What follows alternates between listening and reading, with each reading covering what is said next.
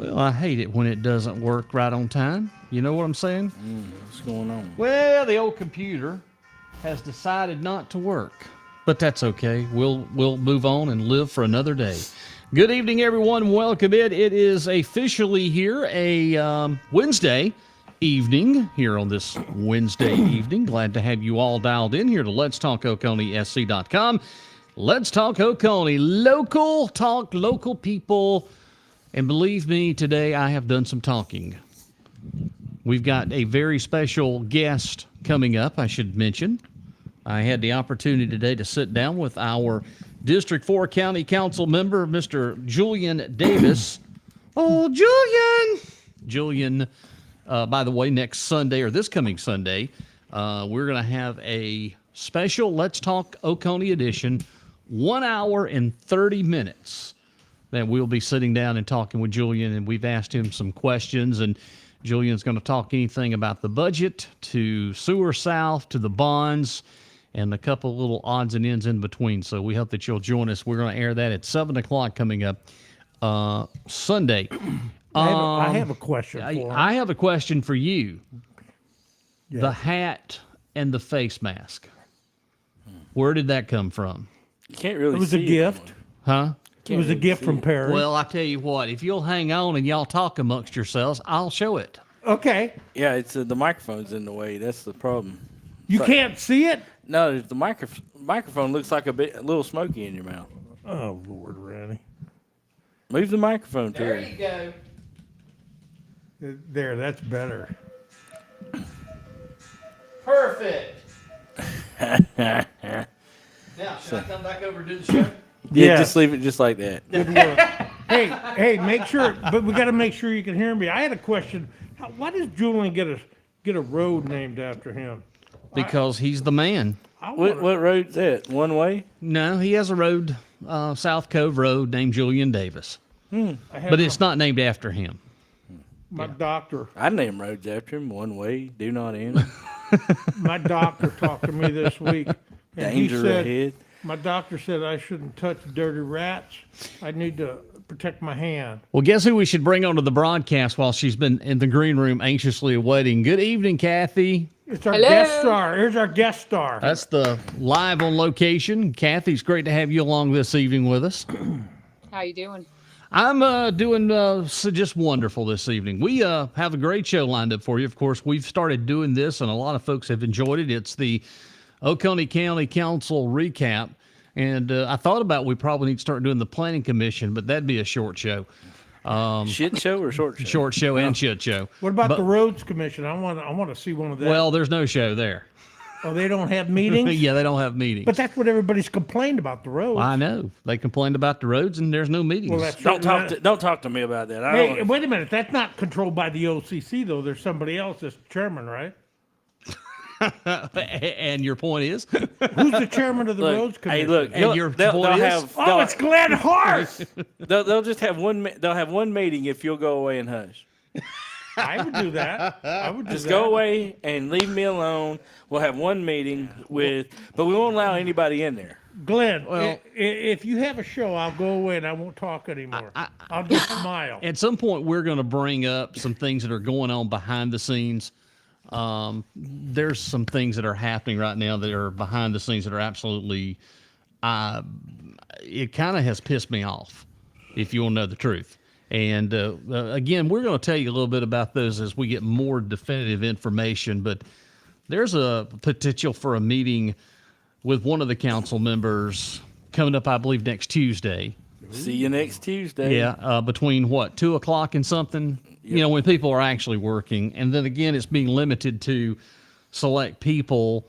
Pay to play, baby. Yeah, Pay to play. but yet that council member wouldn't come to a town hall meeting to face his He constituents. didn't stand to get anything out of that. He's No. getting something out of this. I guarantee it. Well, Pay to play. It, That's how it uh, works here. Well, wait a minute. We gonna get more intel on this? Or we just- will, but not now. Okay, all right. But you know that just drives people crazy. Well, I know, but we want to see where this actually lands. I mean, I think we make a good point. I'd love to get on here and tell you how I really feel about it and what's happening, but I think there's some things that's got to come into play first before we go any further. We got to see where everything where it falls in place. But it is something that has kind of pissed me off. Okay. That the gentleman wouldn't show up to a town hall meeting, but yet was going to open up his arms to speak to a select few people. Now, don't get me wrong; these select few people have every right, but he wouldn't face his district, and that was District 3. I mean, he wouldn't talk to his constituents, but yet he'll talk to a closed setting and then potentially have to bring the county administrator with him. So Who are people the get- select few people? They get a special access. Well, the select Pay few, to play. the select Yeah, few tell people me are about the it. executive committee and the district, the presidents of District 3. But yet wouldn't attend to a town hall meeting, but a select few people are being invited to a The meeting executive committee meeting, like of the Republican Party. So screw the Democrats. Oh Well, yeah, definitely. In Yeah, the definitely. in We're the gonna screw. district. Yeah, we're gonna screw the Forget Democrats. the independents. Forget the libertarians that may live in that district. Just forget everybody else. No. Or uniparty people like me. Well, they just need to go away. I mean, Well, they pay again, taxes though, right? again, it's. I want to get more and see where this winds up. But there's a whole lot of things that's been discussed this afternoon that I'm literally very mad about, and there's some things that does not make sense. And there's some other things too, but I want to get some more information first before we go any further with that. I think that's the right thing to do. Rainey, what do you think? Yeah, I mean, I don't know that much about it other than it seems to me like that this guy's all for pay to play, just like every other Democrat that is in Congress. So What a bunch of horse shit. You know what? We need to Yeah. mute this so we can hear the good stuff. You know, if you can't talk about it on the air, but then we know what's going on. So we'll talk about it after the show. We'll get y'all up to speed. And then again, we may have a little brief something tomorrow if we find out more. Good. But, you know, I'm all for open, honest. I think that people want to talk to I their wanna be- representatives. And again, you only having a select few, it makes things go, I want to be open and honest right now before we get started with the recap. Sure. I got my tax bill day before yesterday, come Monday, I reckon. Everybody's got them now, right? Should have. Yep. Yeah. Yeah, I Well- just paid it. Okay, well, I mean, I ain't rushing up there to pay it right yet. I'll wait till find out what day that McMahon went to pay his, and then that's the day I'm going to go so that day lives in infamy. So you can prove you're paying your taxes. Right, and I'll make a video and everything. Yeah. Well, I got my tax bill for 2 acres of land that I purchased in Mountain Rest, and it's $687 for the year. How? $690? $687, yeah. That's only $100 cheaper than his 105 acres on the lake. Right. So what I want to say about that is these dishonest people that want to talk about how taxes are going up, their taxes haven't gone up in the last 15 years other than regular assessments on property that was given to them. And they're paying these little bitty amounts of money, but everybody that's moving here is going to pay point of sale tax for their property, which makes it much higher. So this guy is 15 years behind me in the tax bracket because he's had it for that long or even longer. So the people that were born here and get given land, they're paying 1986, 1985, 1970 taxes where we're paying 2023 taxes. Yeah, but okay. So help me So understand. the that. I people thought- that are moving here, the lake people that have second homes paying 6% instead of 4%, actually are the ones that are making the county run. Not Jim blowjob guy down there that's got his granny's property he's had for 100 years in the family. That guy ain't paying no taxes. Well, what I want to know is what is to prevent some of these folks who have lake property and just moved here from doing the exact same thing and petitioning the court and saying, hey, I want to farm my lake land. I don't want to pay this luxury lake tax. Well, you've got to I have don't wanna 5 pay- acres. Well, I mean, maybe they want to change that too. What is to keep them from all getting together because they've got lake land and they've got lake money that everybody else doesn't have? So, what is to keep them from all getting together and getting some high dollar lawyer and petitioning the court and saying, I we know. want to I be like that. farmers and we want to stack our, so we've got a half an acre, but we're going to do this hydroponic farming, and we Well, want to be farmers and we want to pay a farm rate rather than paying Well, $4,000 for our half an acre on the lake. We want the $700 or $300 tax because we're 70 years old. Now, what if that happens? Then, Oconee, what are you going to do? What are you going to do if everybody starts doing that? Then what? Well, let me ask a question, because I was getting confused on what Randy was saying. Okay, so you were talking about the second home taxes. Okay, so, all right. So like if you get somebody like, if I Randy. have this house and this is a second home house, then I'd be paying about 12 bills. you're paying 6% right. Well, on so if you take your non-legal residents in South Carolina. It's So- 4% for legal. so what you showed the other day for him living on Well, on him, 4%. Now listen, he's got 12 acres over there. Mm-hmm. Well, I've got 12 acres that is on my homestead. His was $700 and some dollars. Mine's $1,100. And that's a $400 difference because of when I purchased my property. Okay, so this is the part that I don't understand. If you forget the second home stuff, I thought that basically over time, like I've been here like 18, 19 years, I thought over time, then they reassess everybody. They do. And if they reassess everybody But you're living there, everybody's equal, except for the ag, right? Nope. That's not true? But they can reassess in South Carolina every 5 years, and it can only go up 15% on those assessments. Oh. But point of sale reassessments is you pay taxes on what you paid for the property. So in 1971, when he purchased his, well, It might have been 15 $1,000 an acre back in Right. 1971, but nobody could afford it around here. So he's decades behind me in the tax gap. Because of when he got the property. Right. So if all things created, But it hasn't, that. but all things created equal, if 12 acres was 12 acres, and we were both paying the same amount of money for that, the county would be much better off. I agree. But if all things being equal, that means you got an ag res too, right? Yes, I do. Okay.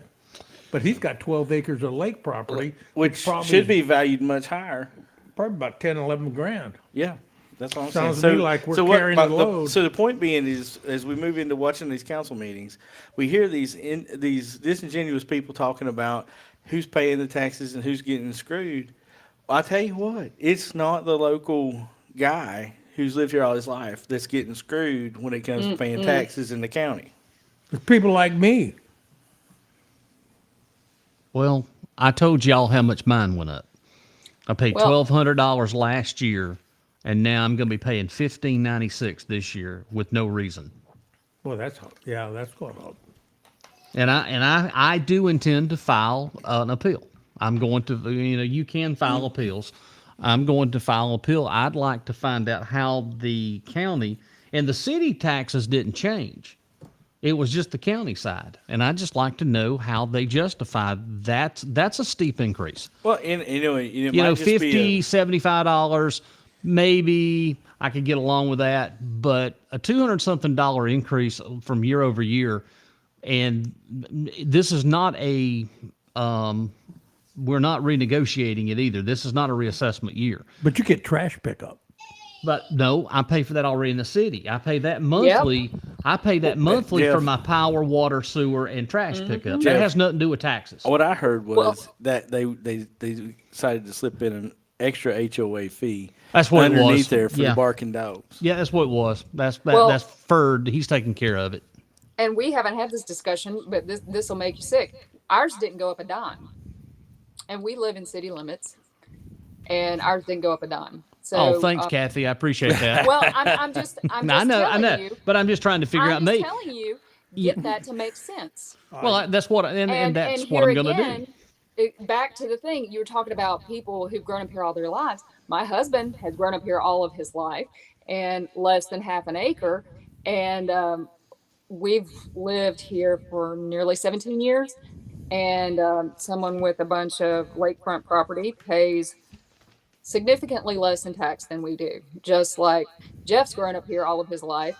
And I don't know how much land he has, but is paying significantly more than someone with lakefront acres and acres of lakefront property. So Well, get that math. I Get have that a to, half an acre, and I think the house was assessed at $280,000, and I have a half an acre. Matter of Yep. fact, when we lived on the lake, we had 2.75 tenths of an acre, and we were paying it was almost $1,600 for 2 acre, 2.75 tenths of an acre. And again, though, that property had been in the family for years. Yep. So there kind of is a discrepancy here. Anyway, we need to move on for what we're here for.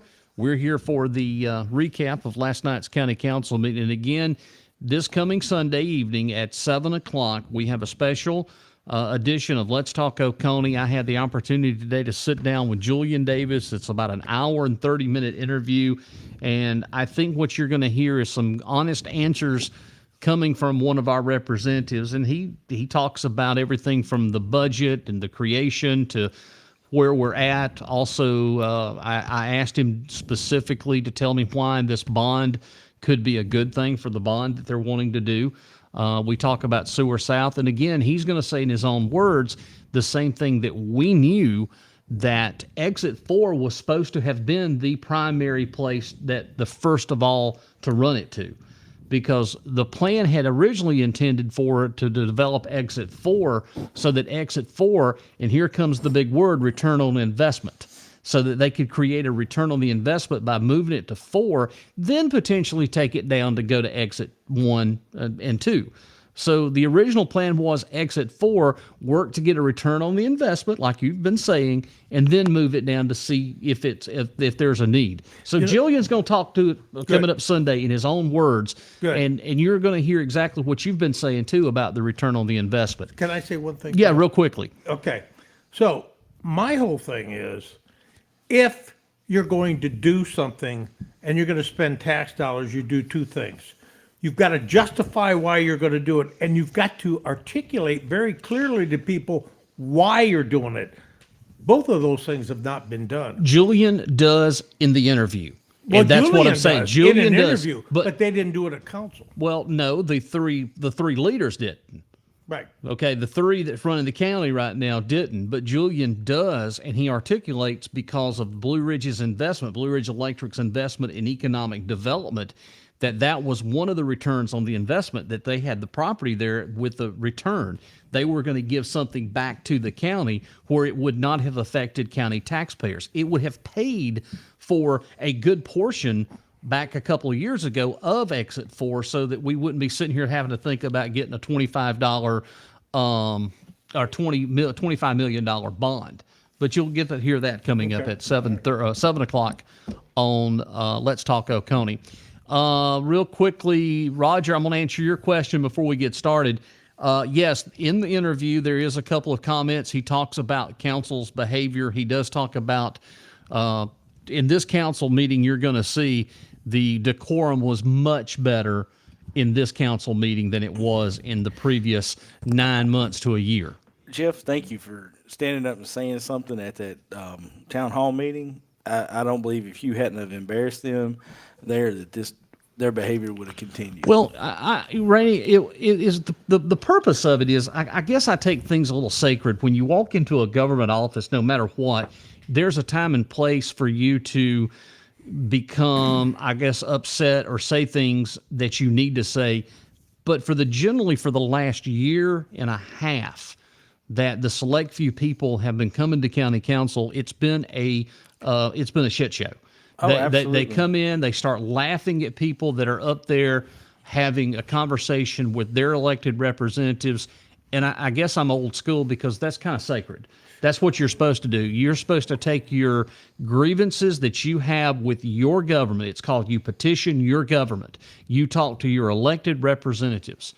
And for some reason, this is the group that preaches that, but they don't live by it. And I felt that of all the questions that was being answered, everything was centered around the budget, Sewer South. I kind of wanted to take the conversation in a different light. And that came up with, I said, we need to talk about the decorum. And I've preached this on this show. Yeah. I have talked about this show after show, it seems like, that there's a decorum issue when you have the certain rows that are sitting there laughing and making fun. And I guess it was when Miss Lynn Morey had her editorial in the Journal that made me think that, look, I'm not the only one that sees this. Someone else that attended council chambers saw the same thing that I've seen. And you go back and you watch the YouTube channel and you see the exact same thing. It's everybody in that lower right corner. They're constantly either laughing and then also too saying some of the obscene words in council chambers to certain people. You may not agree with them, but that doesn't give you the right to attack or alienate. And on top of that, with Roger getting the cease and desist order written on crayons, that right there was really the icing over the cake. Okay, that's what took can me you over the imagine? edge. Can you imagine too when they have when they do the oh gosh, I'm blanking out here. But when they have the things at the beginning and they honor people who have passed away and that type of thing. Can you imagine if you were there for something like that for a loved one and you stay for the council meeting and you've lost someone and you're sitting there being subjected to that? I mean, Well, because that not only that, but when they do you their you they remember do, when Lamar Bell's passed away? yeah, I do, And I they do. had the family they sat there. That family was there, I believe, the entire council meeting, and they were acting like that. I mean, it cheapens. I don't know. It's because he served the community, Oh the Lord, whole for time I've lived here. 50 years Yes, or the more. entire time that I've lived here. He And served to have his Wahala. wife He's been on council. Matter of fact, if I'm not mistaken, he was one of the first county councilmen elected in 1976 under the new home rule. yeah, I've, and Miss Bells was an administrator at the high school. I mean, everybody oh knows yeah. that family, and right. to have them acting like that with them there, I mean, it was Yeah, just but tasteless, absolutely tasteless. so And let Kathy, I agree, but let me say one thing because I think we're kind of dancing around this. We need to go ahead and hurry it Okay, up, please. let me just say one thing. This is nothing about decorum. These guys are degrading people, and they're doing everything they can just to mock the proceeding, and just be like seventh graders in an assembly. And there's no class there. There's no courtesy.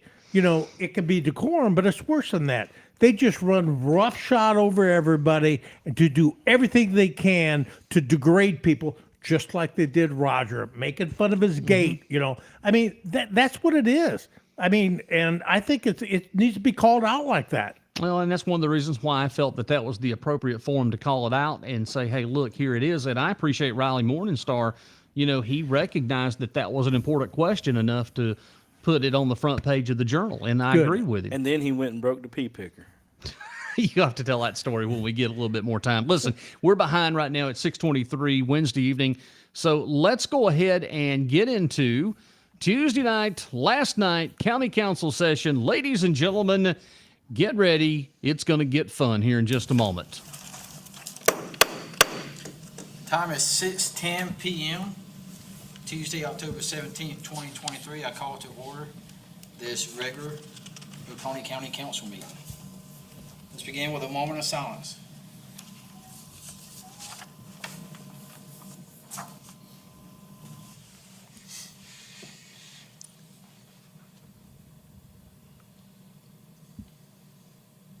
In the interest of time, I'm going to go ahead and go fast forward a little bit. Whereas South Carolinians with disabilities have the same aspirations to competitively work and contribute to their community as everyone else.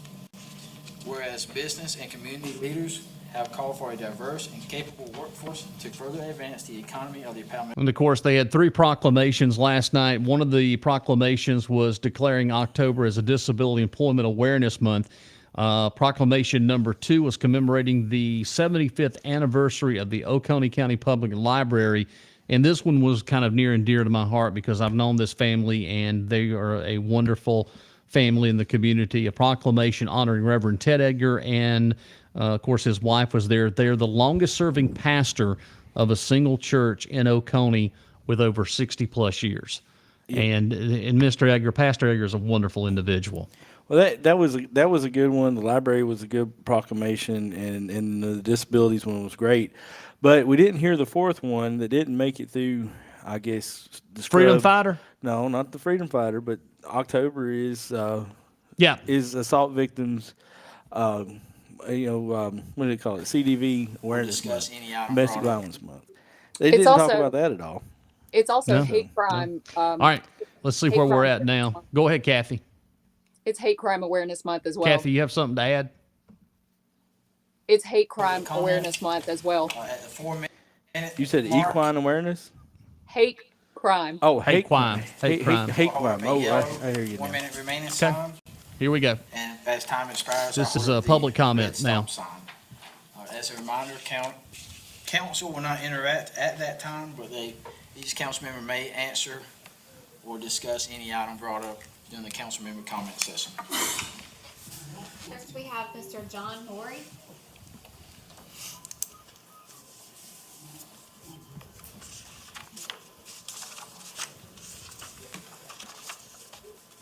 Good evening, gentlemen. Thank you for having me here again, 10 minutes a month.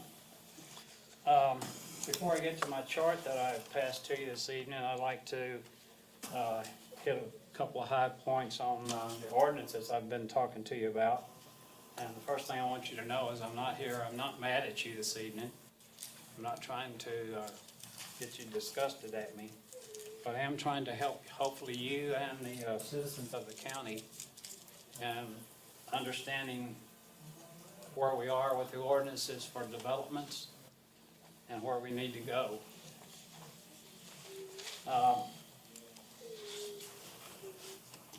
One other thing you should probably realize is that you as a council, your planning commission and your administration does not know what is missing and what is wrong with your development ordinances.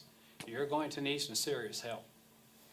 And so you shouldn't depend on anywhere intergovernmental here the way you've set up right now, because you just don't have the expertise.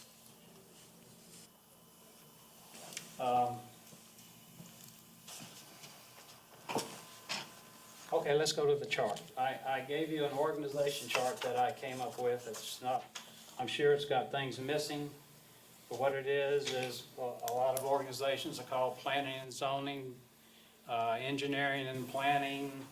I titled this one Development Services. And what you can see is the biggest thing you're missing right now, starting off with a Development Services Director. And underneath that are all the agencies within the staff that it takes to approve a subdivision.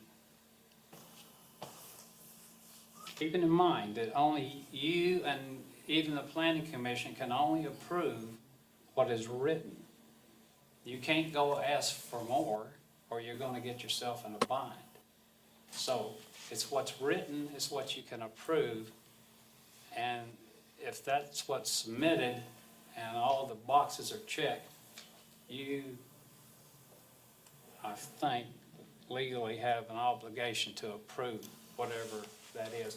This isn't like fees in lieu of and stuff like that. These are strict ordinances.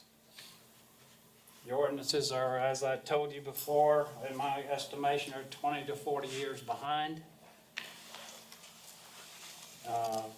What you could do today probably wouldn't bring it up to today, but you might get it within 5 or 10 years from now back. And hopefully you can bring this thing around and start being able to have the type of ordinances that will put quality subdivisions on the ground. So that's gonna bring me to the last thing. I won't use all my time tonight. You're gonna really like this idea.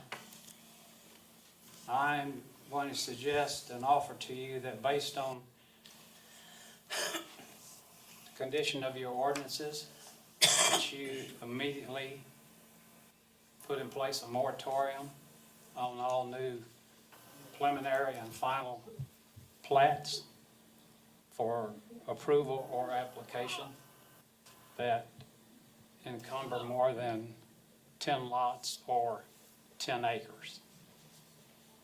What this will do is give you time to correct your problems at hand, get you a department set up that can establish and review ordinances, and you'll be off and running. So right now, I just am with several of you saying, let's don't kick the can any further. You just have to grab it by the horns and start doing something about it. So I hope you will take that into consideration for the good of the county and the taxpayers. I want to stop it here a second. Don Mize, Glenn Hart, John Elliott, and Julian Davis. They're watching, they're looking, and they're acknowledging John Morey. The chairman is looking down, not looking at him. In the bottom corner, somebody's got their cell phone out. Mm-hmm. Do y'all see that? Yep.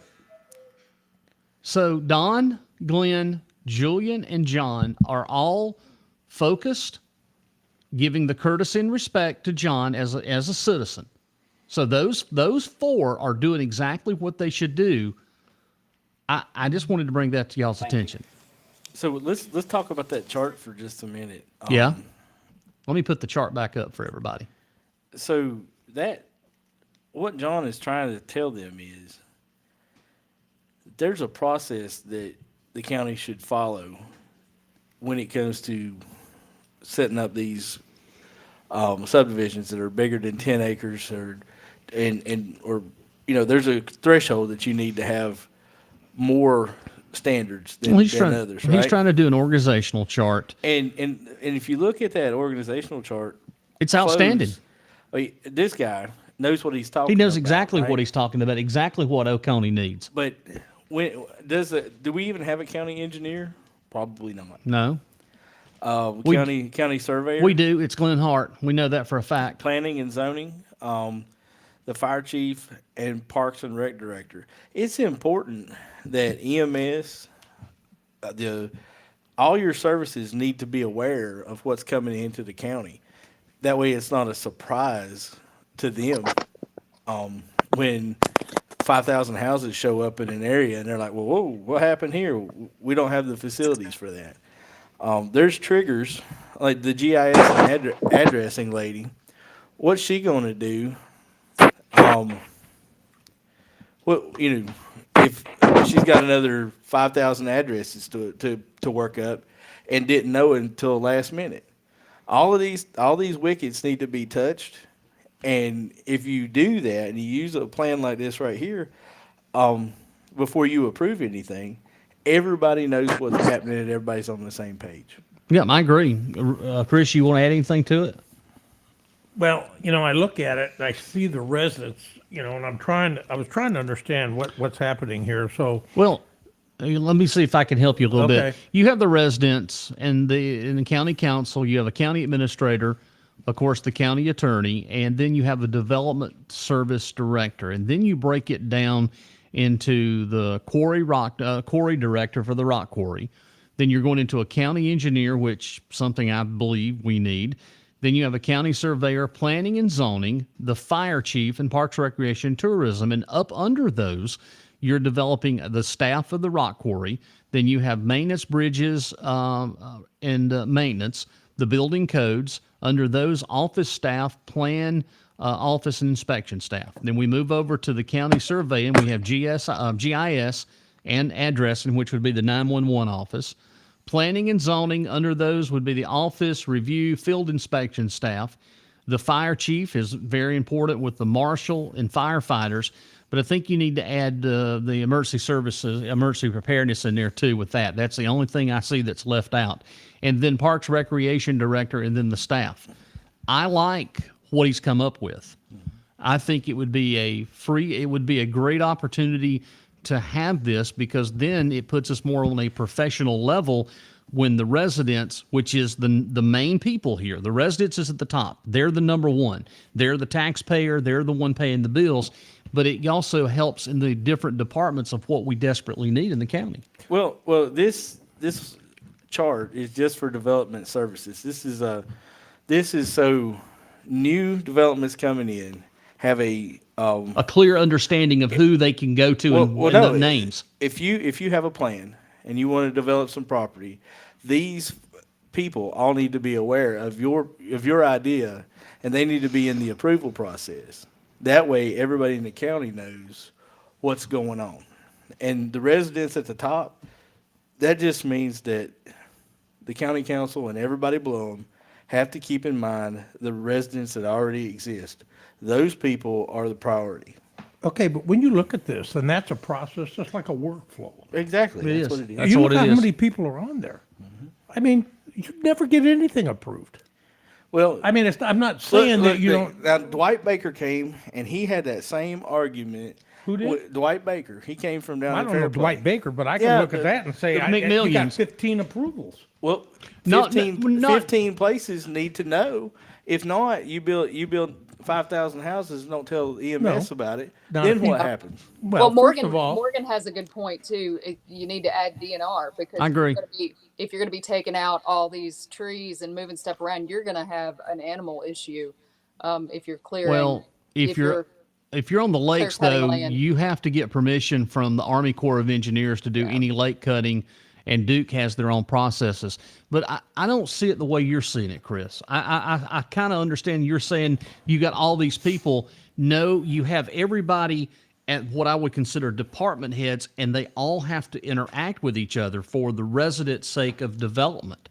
Because right now you've had developments are being put in that these questions, not like roads, impacts, what does that affect? Fire chief, what is it going to affect if you've got a new development being built?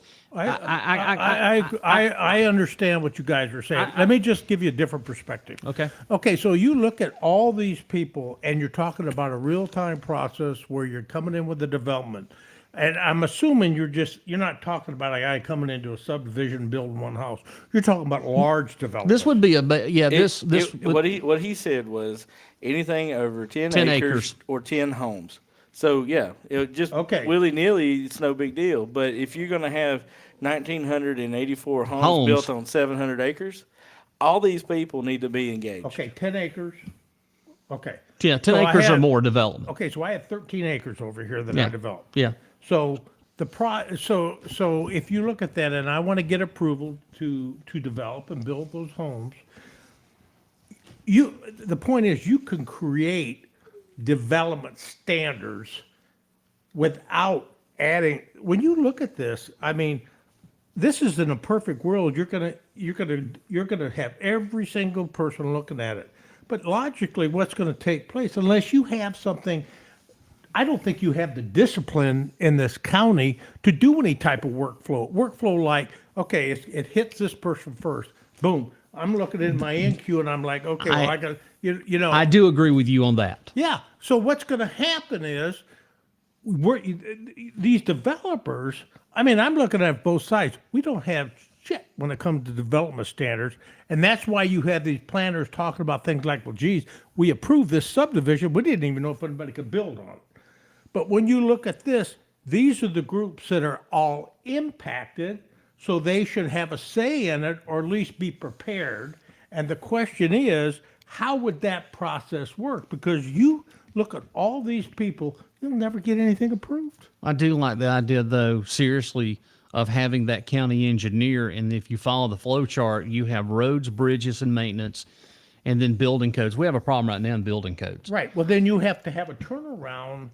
You have to have a turnaround, what they would call it, a CTQ, Well, critical to well, the- quality. But But if you had this and you implemented this, Mm-hmm. of course it would be hard at first. But once you implemented this and you started following this and you had everybody, this would become streamlined.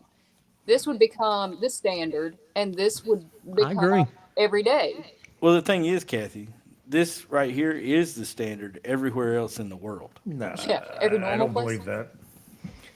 And I'm telling you, man, that's when you Well- look at that from a work perspective and a flow, But the you- problem the is, cycle Hey, time to even- get but the Even- problem is, this is how Clemson University operates right now. Even McDonald's and Waffle House have a flow chart that they use Of people that are responsible. who's This is responsible what for industrial engineers do. And- This is their job. Clemson University uses most this of all the the time, time. and this is what I did when I developed workflows and I streamlined. And I had to reduce cycle time and all that.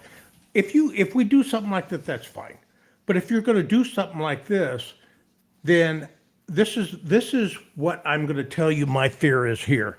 Something like this, where maybe you bring 2 or 3 groups together and they get it approved at one time, or maybe you have a weekly session like, okay, guys, we're going to look at this and we're going to sit in here and we're going to go ahead and either approve or not approve these new subdivisions every single week during this day. I mean, there are a lot of different things, but doing something like this you have to be able to put something like this in place, and that takes a lot of work. But here's the problem. We don't have anything in place now Right. that is working. Right. So what is the issue of not trying But to here- do something but- like this to but see right- if we right can put here- the There is. county? I'm not saying no. But right here's the solution to this work chart, this flow chart.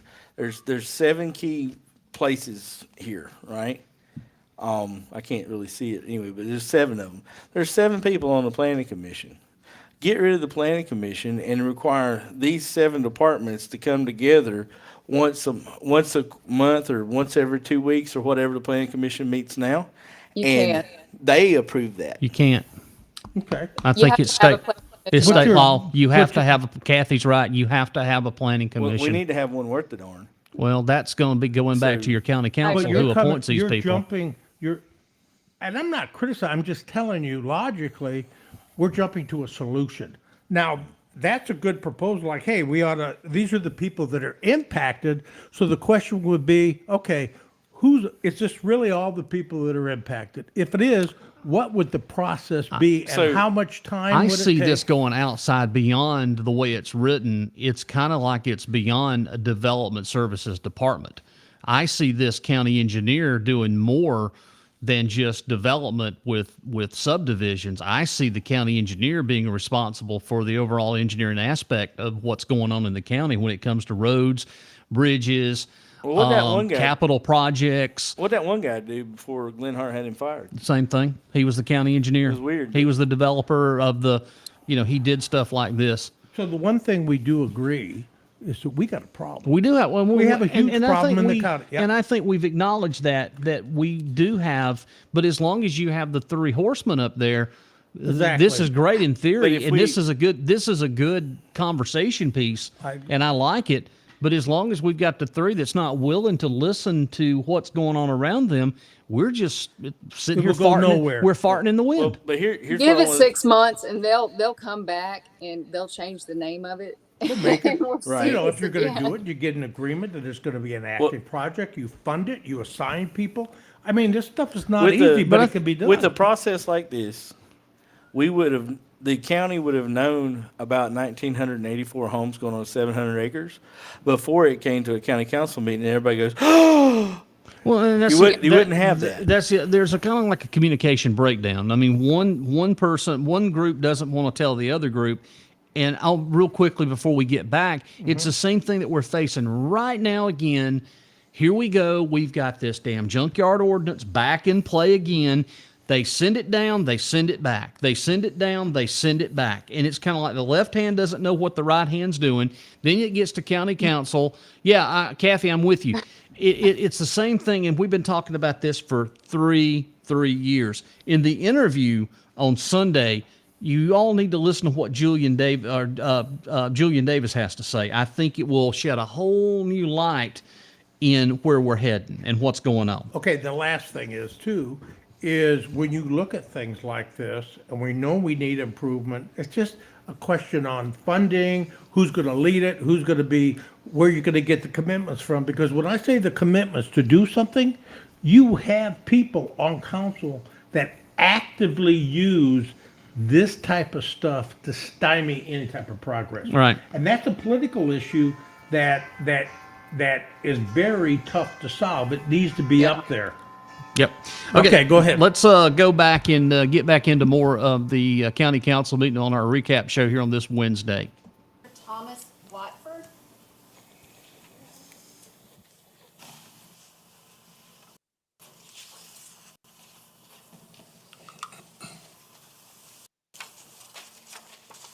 Good evening, my name is Tom Watford.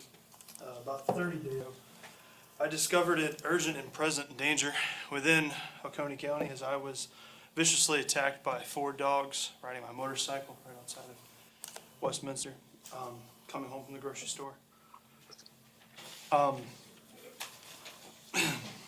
Following this attack and dealing with what comes with this experience, I have noticed that there is an ever-present issue of dogs running at large throughout the county.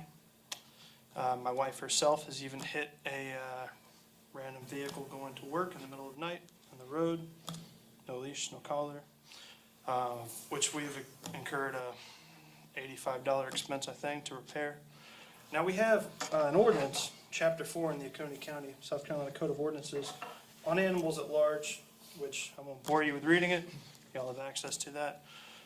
And in speaking to animal control, Oconee County Animal Control, I've discovered there's been 63 dog bites to date this year. Some of those are owner related. I'm sure a good majority of those are maybe not. But the issue is animal control, from as I've discovered, doesn't have the facilities to house these animals that they need to pick up. So therefore, if it's not a dangerous dog bite, they're discouraged from picking the animal up off the street. So, my great suggestion, I would hope that as a council, working with the sheriff's department, you could work on funding maybe a facility to put these dogs, because as the state law is written, they have to house these dogs for 5 days before they can euthanize them if there's no owner. And right now we're at capacity. They cannot house any more dogs unless it's a severe bite. Speaking to you as someone who fought for my life 30 days ago with no means of serious defense, we got to do better. We got to do better. Quick Google search will prove to you that I'm not the only victim. There's several others within our own county.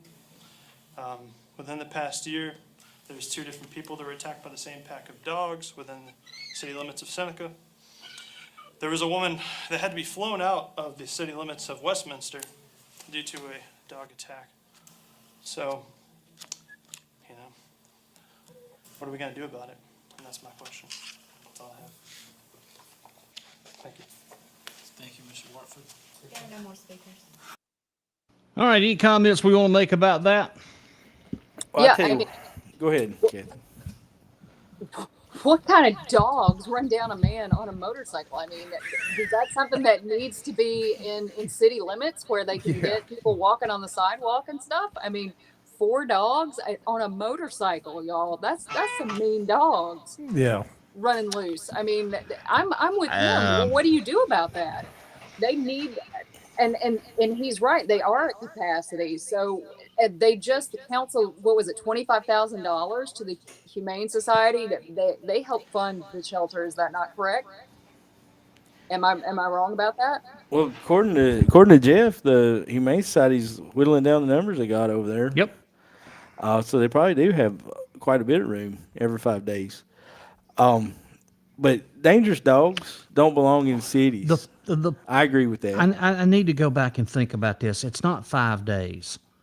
He's wrong about that. There is I think it's a 7-day hold on any dog that comes into the animal control before anything can be done with it. Well- And then after the 7 days, but see, did he exactly say which area that this happened in?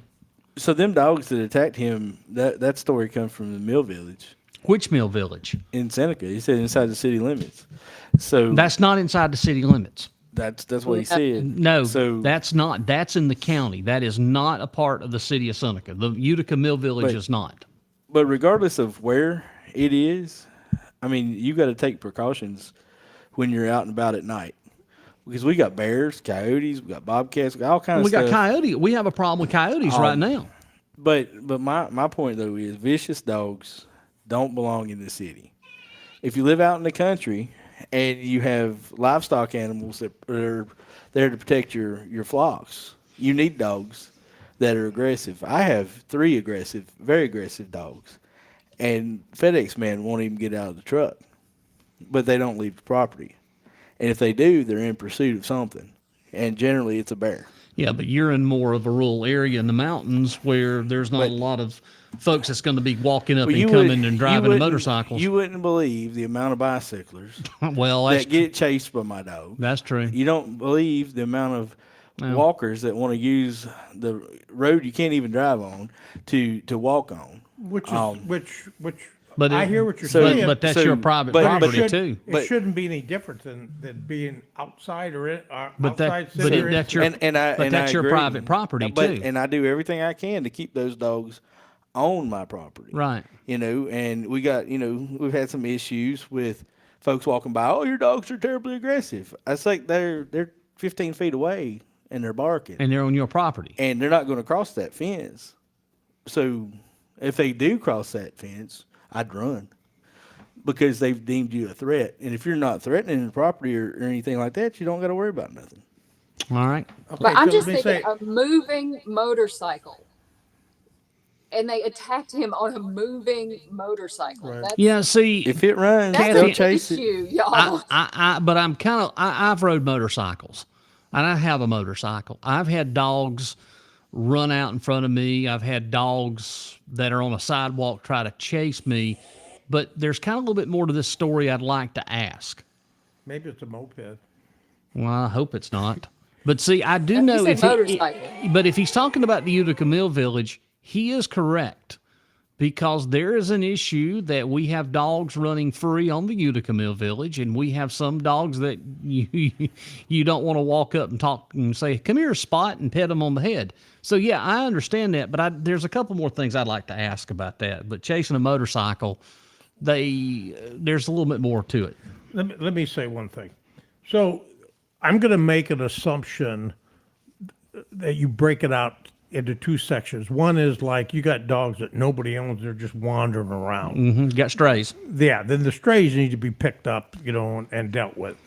You also have dogs that have owners, and in the end, the owners are responsible for their dogs on their property and off their property. And that means if they're on their property, and somebody comes on the property to deliver a package or whatever, like they do here or whatever, or they chase somebody walking or whatever, then the penalties need to be there, because what's going to happen is that dog's going to bite somebody. You're going to have one claim paid, and you're going to end up having your insurance Well, dropped the, at the, first. the other thing that you could do to solve this issue is, we have laws in place where you abuse an animal, you get arrested. You could create more stiffer penalties, but then again, we don't want to prosecute our child offenders either. So it's a no-win situation here. Look, I love animals, and I'll do all I can to keep the animals from being put down. I did believe in one time in what our Oconee Humane Society was doing, but I've had to second guess myself now. But there are organizations out there that are still working, Clemson Paws, Anderson Paws, to the benefit. But it's going to take a concerted effort that we've got to change the people that gets these dogs. That's where the real issue lies. When you have 3 or 4 dogs and you lock them up all the time, we could go into a whole story about this. I Right. don't want to, No, but there's no. a whole lot of other variables here that need to be looked at and addressed first. I mean, I'd love to save every one of them, and I know that unfortunately we probably can't. But there's laws and ordinances. But if you put these ordinances into place, you really have to be able to enforce the ordinances. Now, is the sheriff's department going to get in doggy patrol? That's the other thing. We have animal control right now that, you call about a dog and it doesn't seem like that they want to do anything. I've seen that before. I've heard other people talk about that. There's just a whole lot of issues here. Right, and these dogs can kill people, Well- and they'll kill people across the nation. Well, and mean- that's the thing too. It's more of a bad owner problem. Yeah. I mean, if you know that you have an aggressive dog and you refuse to keep it up, and you're letting it roam around, and you live in town, and you know that there are leash laws, and you're supposed to have it put up, and it goes after somebody, Yeah. you're the problem. You're the problem, number one, and number two, you're liable if they hurt somebody. Yep. And this is, and people are going to hate me and send the emails. Go ahead and send the emails. But, this is why a lot of people carry guns. I mean, you have a right to defend yourself. You're driving yeah. down the road. If a bunch of dogs jump on you, or if you're trying to take a walk or take your children out and you're on the sidewalk and 4 dogs come after you, this is why people care. Yeah. It's not necessarily people. I want to mention this. Lori heard that there's a vicious dog named Jazzy Emma running around Barnes Road area. No. Okay. All right. And Jazzy Baby. We need to get back into the conversation. So public comment is over, and now let's go into council comments. Oh, gosh. Yeah, brace Here yourself. we go. Next, we'll move to council member comment session. Any council members like to speak?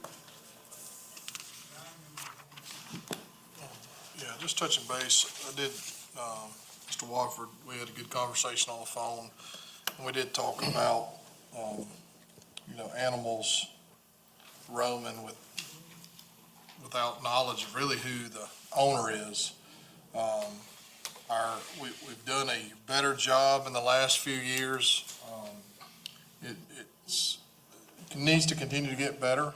The funding, needs to improve, and I think we've done some good things in this budget cycle to increase funding for the spay and neuter program, which helps, keep the population down. Holding owners accountable is a big thing, especially for dogs like that, and not only in your case, but I know of several other cases that has involved that. Sometimes it's involved the same dog. So I think we're doing some really good things. We got some new people that's in that position. I know they've reached out to you, probably will continue to reach out to you to address that situation. It is unfortunate. It's unfortunate not only for the human, but it's unfortunate for the dog, probably for the environment that dog is living in to create that. Because some people blame it on the breed. I blame it on the owner of the dog and the environment that dog's in. So I think we're headed in the right direction. We need to do more.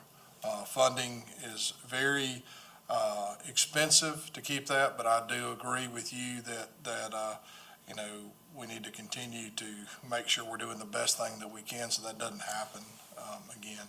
Will it happen? Yeah. Will it be? Can we do some things locally to help put some pressure on those owners? Yes. And that's what I think we need to continue to do. Thank you, Mr. Davis. Any other comments? I don't have Mr. Warford, I appreciate you coming forward. I had a very similar situation about 9 years ago, so I know a little bit about what you feel. And if you don't mind, I'd like to get your phone number from Mr. Davis, and I'll give you a call sometime. Thank you. No other comments? We move to public hearings. I have a public hearing on ordinance number 2023-17, an ordinance authorizing pursuant to Title 12, Chapter 44 of the Code of Laws of South Carolina, 1976, as amended, the execution and delivery of a special source revenue credit agreement by and between Oconee County, South Carolina, and Books for Less LLC, along with Miles 302 Palmer LLC, also known as Project Galt, acting for themselves, one or more current or future affiliates and other project companies collectively, providing for a fee in lieu of ad valorem taxes incentive, providing for a special source revenue credit, creating a or modifying an existing joint county industrial and business park between Oconee County and Pickens County so as to designate the property of the project as part of the park and other related matters. By open public hearing. There are no speakers. With no speakers, I close public hearing on ordinance 2023-17. Next, we have third and final reading of ordinance 2023-17. That's the ordinance I just read for public hearing. It's on your screen in front of you. Do I have a motion? Move. Second. I have a motion, Mr. Davis, second, Mr. Elliott. Any discussion? Yes, sir, Mr. Chairman. I'd just like to welcome Books for Less here in Oconee County and look forward for Books for Less to grow as we grow. Thank you, Mr. Elliott. I'd like to echo what Mr. Elliott said. I'm grateful for the purchase of that building and repurpose of that, as well as hoping for some growth, and that's a large tract of land, so appreciate them looking at that and choosing Westminster is a great place to locate their business. Mr. Davis? Any other comments? I just like to say I appreciate them choosing Oconee too. I think there was some Pickens prior, and then using that building that is looks tremendous. Thank you. All right, so, here are no other comments. All in favor? It's 5-0. Now, to explain a little bit about this, this is actually talking about the old Dunlop plant, Max Fly, that used to make golf balls. And in this particular situation, this was actually a pretty good investment. That building had been up there empty for probably the last 15, almost 20 years, it seems like, before they left to go over to Pickens County. So having them move in here and get to work on that building, that's only good for them in the Westminster and Oconee County. So I think that was a good move. Any other comments, Kathy? I just wonder if they okayed this with Moms with Liberty, all those books, you know. Well, if Moms If was, they got the okay, Moms with Liberty or whatever, if they got the okay to have a bunch of books, I mean, you know, there'll be reading, there'll be stuff there they don't want. Yeah. well, it's the All same. right. It's there's going to have to be a Gestapo force that goes down there and reads every book and decides what they can sell. Yep. All right. But what was the fee in lieu of agreement? They're getting some tax agreement, Why are they doing that? because they're investing in Oconee County. But here's the thing: Matt Durham's against that. Why? Well, why not- is it that he says he's against that kind of stuff, and then he goes right ahead and approves it? You need to ask that to the chairman. So But he won't answer. No. Do you expect him to? I don't. Maybe that's the only way they can get the lawn mowed. He said, yeah, you get it, buddy. Just clean that crap up. All right, let's move on. Here we go. All right, second reading of the following ordinance 2023-18, and ordinance amending Chapter 32 of the Oconee County Code of Ordinances in certain limited regards, in particulars only regarding amendments, deletions to the sign control ordinance of Oconee County and other matters related thereto. Have a motion? Move. Second. Motion, Mr. Davis, second, Mr. Elliott. Any discussion? Hearing none, all in favor? It's 5-0. Have first reading of the following ordinance 2023-20. This is in title only. An ordinance authorizing pursuant to Title 12, Chapter 44 of the Code of Laws of South Carolina, the execution and delivery of special source revenue credit agreement by and between Oconee County, South Carolina, and a company identified as Camden Management Partners Incorporated, acting for itself, one or more current or future affiliates, and other project companies, collectively company, providing for a fee in lieu of ad valorem tax incentive, providing for a special source revenue credit, creating a joint county industrial and business park between Oconee County and Pickens County, so as to designate the property of the project as part of the park and other related matters. I have a motion. Second. Motion second. Any discussion? Hearing none, all in favor? Aye. That is 5-0. We have no resolutions to read tonight. Up next is discussion items regarding development standards in the county. Mr. John Elliott. Yes, sir, Mr. Chairman, and thank you for allowing me to have a place on the agenda. This is for new developments I'm proposing, not existing developments, but new developments of 25 acres of land or greater in the aggregate. And these three simple development standards, it's bare bones standards. The first would be lighting pointing downward. My daughter lives in Atlanta, and she can't see the stars and moon at night.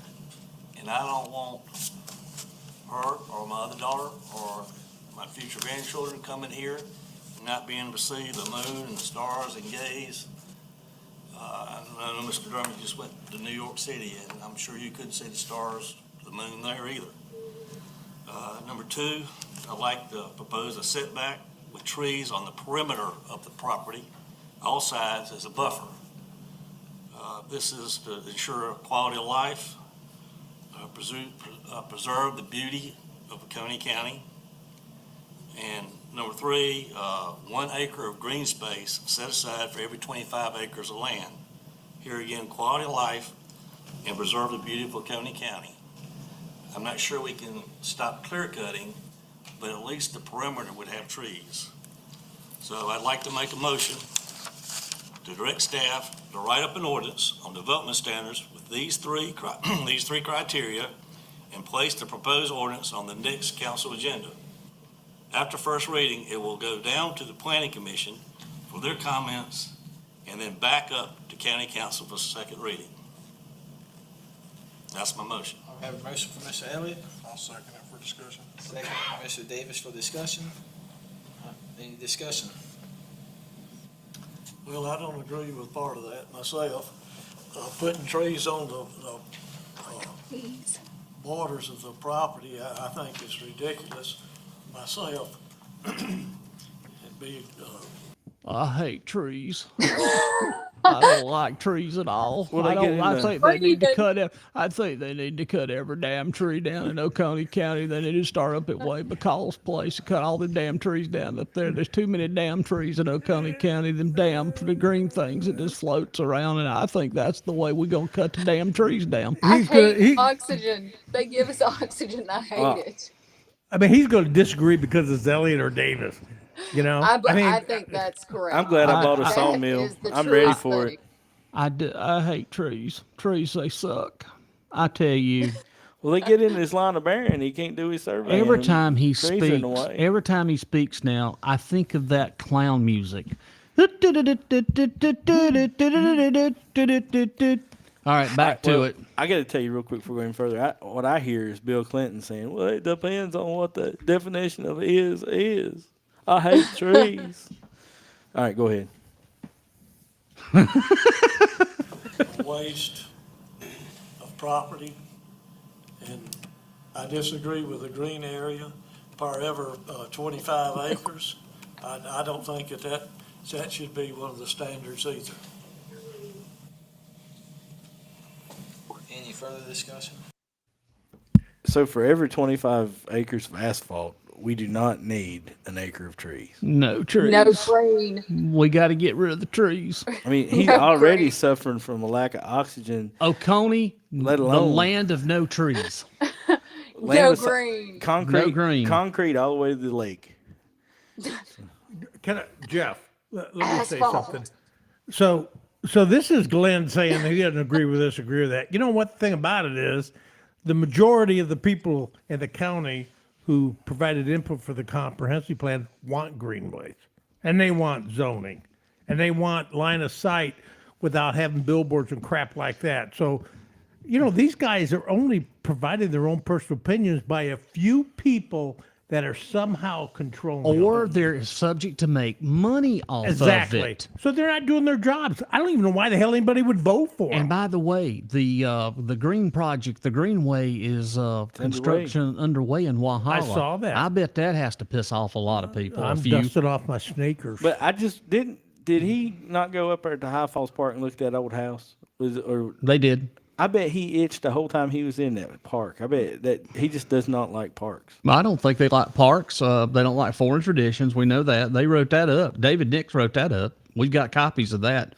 You can't have any foreign trees. No, foreign trees. Orange trees. No None more of those foreign palm trees. or anything. No more mimosas. No more. no Bloody Marys. What's those pear trees? Yeah, Bradford pears. Bradford pears. They got But Chinese those are roots. invasive. Yeah. What if Elliot said he wanted more diversity? Oh my God. What would he say? Tune in next week for that. Tune in next week for another edition of LTO. Yeah, think about that. What would they say? Hey, Kathy, what do you always say, from the weeds to the trees to the weeds? From the trees to the weeds. We won't have that problem with Glenn. We won't have that problem with Glenn. We won't have any weeds in Oconee County either. No. It'll be. They're too green. No, what we should do is call Nassau and get them to come up here and put a big old spear all over Oconee County, and we could pretend like we're in Mars. Now, does that put a sound? big- Yeah. Be in a big bubble. Okay, let's move on. I think as we move along with discussion, it'll be good to have a multitude of individuals to kind of talk about it a little bit, throw around in the planning commission. It could come back through committee, or it could come back through to council. I plan to move in favor of that just so we can have that discussion and address some of those things. Mr. Hart, I think kind of what you're talking about is a single acre in the middle of it, and I don't think that's the idea is to quit having a desert of a subdivision for those that live around it. And I know some houses that we've had that's been impacted by housing developments, and I know the property's for sale, anybody can buy it, which is great, that the house is built right on top of them and they've lost some trees. So I think a buffer is good for everybody, including the developer as well, for the charm of what Oconee County is about. So, but I look forward to hearing the discussion from multiple people as we move forward. And then bring back to council, we got 2 readings, public hearing, and then a 3rd reading. So you're looking at March, April, May of next year. So a long time to kind of talk to some people. Well, if you look at the housing development process, they come in, they cut everything down, and they grade it off smooth. They grade up all the topsoil, and they take it to Charleston or one of these big cities somewhere, and they sell topsoil for a premium. Then they build these houses, and then they got somebody trying to sell you sod and trees for your yard at a premium. This stuff is all about business and money to be made. The tree thing is just to keep the people that live in the subdivision from having to look at Walmart when they put the subdivision beside Walmart or Dollar Store or whatever big business with a great big light that goes in your baby's bedroom, and they can't sleep without having some light canceling curtains. And then you have to do all of that kind of stuff, and it costs more to heat and cool your house because you don't have natural shade, you don't have natural windbreaks, things like that. Without trees, these neighborhoods are deserts for 15, 20, 25 years. And Julian's right. We need everybody to weigh in on this process. So, and I agree with you. But let me just ask a very simple question.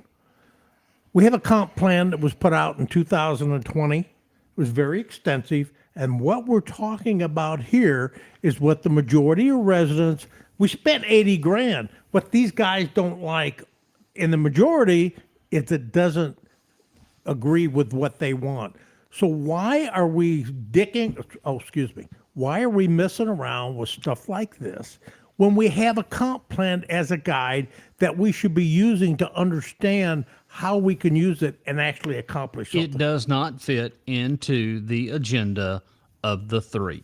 Right. And they're government representatives that are representing a very, very small minority when the majority has spoken about what they want, which means they're not fit for office. Period. Well, it goes. They're in office. There's nothing we can do about it at this point. had a Let's just say it. They're not fit for office. I had a conversation with one of you. I don't know who. Maybe it was you. We talked about referendums. You remember that conversation? Mm-hmm. I don't remember a bond like this without going before a referendum, and I don't understand why this bond should go before a referendum. Anytime that you're dealing with money such as this amount, this should go before the citizens of Oconee County. Absolutely. In previous years, we've done that. Now, it's been a while. I mean, we used to have to do a referendum for building a new school. The people are the one that needs to answer these questions. The council is supposed to be there to advise and give good, sound policy decisions, but when it comes to the bonds and things like that, that needs to be in a referendum where the citizens say yes or no. You had to do it on that penny sales tax they wanted to do just a couple of years ago. Yeah. What about Where they wanted to, do the penny sales tax, and they had all of these projects that they wanted to do, the new libraries and all sorts. Kathy, you remember that? I do remember that. Okay. I do remember that. And it had to go to a referendum. Okay, the answer yes or no, and it failed. So you're wanting to raise taxes. So what's the difference between raising it and doing a bond? The bond's the same thing. You're wanting to spend because it's money. You're going to pay for it. Well, hopefully you'll get a little bit more clear answer Sunday night at 7:00 because Julian is going to talk about that. Okay, but here's the thing. But my point of it is a referendum is supposed to allow the citizens to decide if they want to collectively do this. Like Golden Right, Corner Commerce Park? No, that was totally different. That was totally. One day I will do a show just on the origins of how we got that and the mess it became. Okay, so it's no Well, different than what we're doing right now for sewer. Right. Well, we're leaving the trees thing. But I think what are you talking about? the tree idea that Mr. Hart says he hates trees. We're leaving that. He's got more to say. He's got a lot more to say here that we need to listen to, and so if we can. Get your thoughts, so glad for the discussion. No discussion? Well, I'd like Get your I'd like thoughts to have a minute here and say, I haven't fully read the development standards. Being the freshman up here, I'm still catching up. But if you look around the county, and I've lived here my entire life, so I've seen the entire changes. Maybe not necessarily up toward the lake. I was a country boy. And I do think, though, with times changing and us becoming what I will call a destination point, we've been found and discovered that we probably need to, maybe like Julian's saying, take a comprehensive look at the development standards. And more than likely, they do need to be updated to some degree. Not getting into any of the specific details of what we would put in it, but it needs to come from like a committee from various ideas. And Okay, that's where I need to stop it right now. Coming from a committee, you have a damn planning commission that can't even put together a junkyard ordinance. Well, they won't even read the comprehensive plan. They've you go. read it. There you go. There, you said it. Who? What? Who said it? I said it. Y'all said it. Y'all just said it. Yeah, the comprehensive plan. Yeah, but the thing about it is Randy... Get back on the mic. Randy said they haven't read it.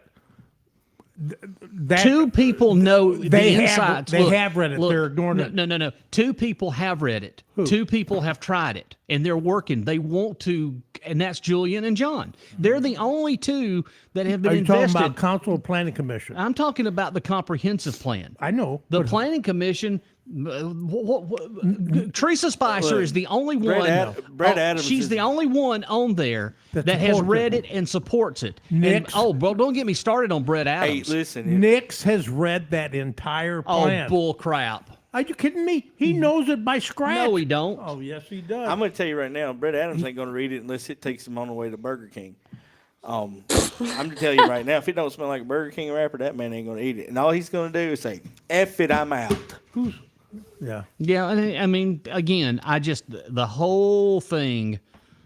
Does anybody read the Wall Street Journal around here? He says, well, we're kind of getting discovered. You've got full page ads. You've had it a couple of years ago in the Wall Street Journal about Let's Lake talk Kiwi. Oconee. Yeah, I know. I was going to say that about Lake Kiwi. But it won't be long We're till being we'll be there. discovered. You're actively driving it. So why in the hell aren't you doing things as simple as planning for the growth that you're going to get Well, into? now, wait a minute. Let's talk about that. You make a good point. Being found out. How did we get found out? I'll tell you how we got found out. It was the other side of the county government, which is the Mountain Lakes Convention Tourism Board, and they're the ones that started doing all of these. Come to Oconee. Hashtag Oconee's here. Discover Oconee. That's right. Exactly. So your county government is what's been responsible for finding out that country boy has made it. Yeah, I read that. But here's one last thing I want to get across. So what Myers is saying, yeah, okay, we've been talking about that, but it's all hot air because nobody's doing squat about it. But what's happening is everybody's seeing it happen right now. And I'm telling you what's going to happen, and Elliot says it too, fair play is going to be obliterated. You're going to get 130, it's going to be obliterated. All these places. 4 miles of interstate is all that's in Oconee County. It's all going to be obliterated. What could happen is you could have growth in a vibrant community and protect the resources. And that's nothing to do with being a tree hugger. That's smart business. What we're doing right now is we're opening the door to anybody to do anything they want to make a buck, and that's going to kill this county. Yep. I want you to be a tree hugger, Chris. Well, I think we all need to be tree. Tonight we're going to go hug a tree. I'm a Matty Ratty hugger. Randy, you go hug a tree up at Mountain Rest, and I'll go hug a tree in Seneca. All I can say is when Wayne McCall first started talking about cutting down trees around the lake, I knew it was a solid investment to go buy a sawmill and bring them on, baby. Bring them. All right, back to the meeting we go. Click, clack, clunky, clunk. Any and all things could be considered. We could take these three as some consideration, but there may be others. There may be other places in that standard that really. Well, I can assure you there's one standard that people are beginning to talk about, and that's going to blow everything out of proportion.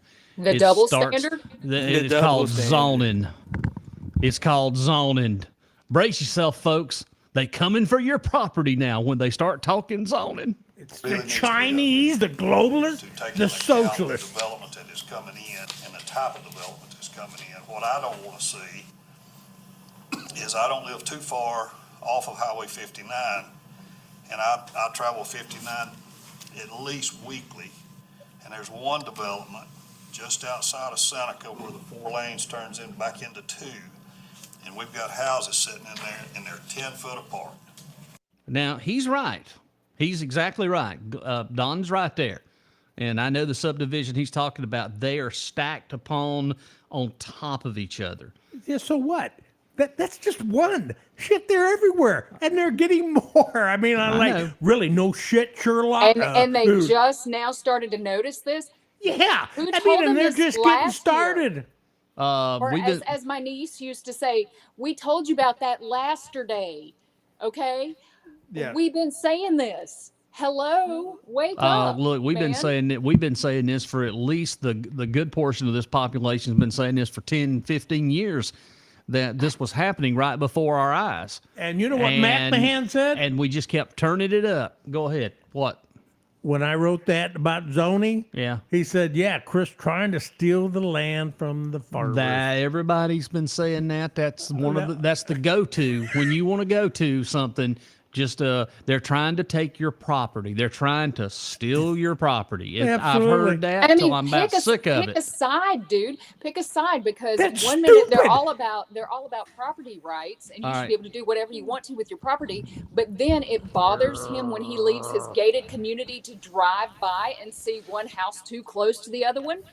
Which is it? Well, Pick you a know, side. that's right. He's in the gated community now. Who is? Don. The I didn't know that. $600,000 I mean, house all over on the of golf them course. live in, Hell, I they're don't have a gate. $500,000 plus homes, and they talk about I'm for the common man. 'Cause I'm the common man. I'm a country common boy. Yeah, man. tell me I'm the about it, common man. country No boy. gates for me. Well, I'm a common man. All right, back to the show we go. Just the minimum setback. That's what I don't want to see happen to Oconee County. So that's my 2 cents worth, and That's- I would like to see us What do a kind of comprehensive setbacks you review of got at your house? So I spoke with Miss Linville. She represents the Clemson area. On This the, is interesting. Pickens County Council. They're currently undergoing a, Let me preface this now. Okay, Matt spoke to Miss Linville, and she is a Democrat. Yeah, she's a good Democrat. complete makeover I'm from of their Pickens. development standards. Yeah. And Nice lady. some of the stuff they're doing, I don't know if we have the appetite in Oconee County for. I guess it'd be seen if they have the appetite for it in Pickens County. I didn't realize this, but right now there's no zoning in Pickens County, according to Miss Linville. But one of the things she talked about that they're doing, or that they're proposed that's coming forward for reading, is something similar to what Mr. Elliott's bringing forward here. So far, it's not so much limited on acreage. It's like if a subdivision is 10 house sites or less, then there's pretty much no regulation. They can clear cut it and build over 10, then they start triggering points for green space, stuff like that. One thing we have to be cognizant of is home prices are through the roof, and they're continuing to rise. Stop me and hold me back, but is that the first time I've ever heard him agree with a Democrat? Did they go to high school together? That's a good question, Kathy. I can't answer that. I'm just wondering how that meeting came about. I'm strange. just finding it completely bizarre. This is the I mean, she's this group lovely, is the don't get me wrong. this group is the anti-Democrat though. You have the Yeah. chairman that's supposed to be the leader of the anti-Democrats. What in the world is the swamp donkey gonna have to say about this in his next donkey rant? Are these guys integrated in anything they do as a team? I mean, what the hell is he doing? Going off on his own? Please tell me that y'all all heard the same thing, because my mind has just been blown. Yeah. Yeah, like I Because said, this she is is the lovely. group. I mean, this is the group that attacks every Democrat coming and going. Mm-hmm. It don't matter, local, whatever. They're attacking every Democrat. Yes. Jody Garland got Nasty. attacked. Everybody Yes, got being attacked. very nasty. But yet he is sitting here, kind of agreeing with a Democrat that was elected to the Pickens County Council.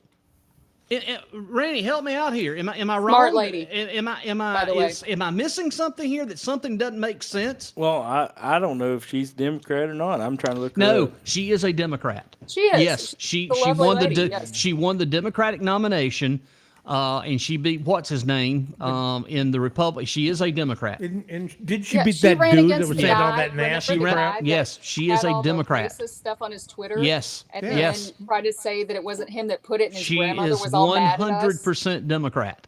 So she is. She got a BA in communication from Wake Forest and a master's in professional communication from Clemson. Our career has taken her from managing marketing, team pitching speakers in Washington, D.C., to running PR and membership campaigns for the South Carolina Botanical Gardens. Mm-hmm. She worked for Clemson. She now takes her holistic understanding of communication to focus on business writing strategy, working to create precise, creative, and persuasive copy of Alliance clients, whatever that is. Is she from Pickens? Is what was my. I'm looking, trying to see there. It's not, her bio doesn't say a whole lot. That's good though. I sincerely don't know. But my point I wanted to make, we're sitting here, and he's having a conversation about something that a Democrat in Pickens County But remember, this group, the Democrats, they're the Antichrist. They're the socialists. They're the everything coming. But yet he's taking advice from a Democrat. Boy, I can't wait to see the Swamp Donkey. Well, I've got news for him. There's nobody in Oconee County that wants Oconee County to look like Pickens County. So whatever advice he's getting from there, we don't want it to look like where he grew up. That's true. You're exactly right. All right, let's see here. Back, ladies and gentlemen, to the show. We don't want to take actions that's going to exacerbate that problem. We talk about we want jobs so we can have young people. Got to be careful. That's a big word. Graduate from Tri-County, Clemson, and staying. But we don't want to make it unaffordable to live.